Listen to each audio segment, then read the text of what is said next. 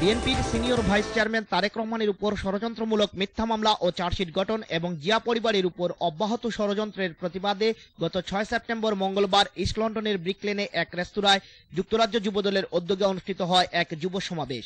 যুক্তরাজ্য যুবদল সভাপতি নাসিম আহমদ চৌধুরীর সভাপতিত্বে ও সাধারণ সম্পাদক আব্দুল বাসিত বাদশার পরিচালনায় অনুষ্ঠিত এই সমাবেশে প্রধান অতিথি হিসেবে উপস্থিত ছিলেন বিএনপির কেন্দ্রীয় সংসদের সাংগঠনিক সম্পাদক এম ইলিয়াস আলী।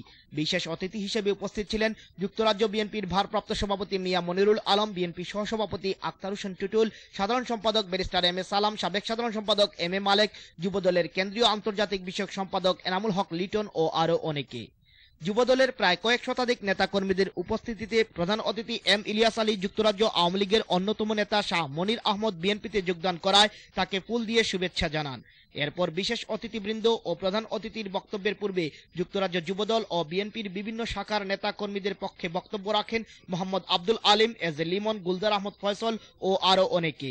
প্রধান অতিথি তার বক্তব্যে বর্তমান আওয়ামী সরকারের ফ্যাসিজমের বিরুদ্ধে যুক্তরাজ্য সহ সারা বিশ্বের বিএনপি ও এর অঙ্গ সংগঠনের নেতা কর্মী সকলকে ঐক্যবদ্ধ দুর্বার আন্দোলন গড়ে তোলার আহ্বান জানান। লন্ডন থেকে ওয়াসিউদ্দিন তালুকদার, রায়হান, এটিএন বাংলা নিউজ।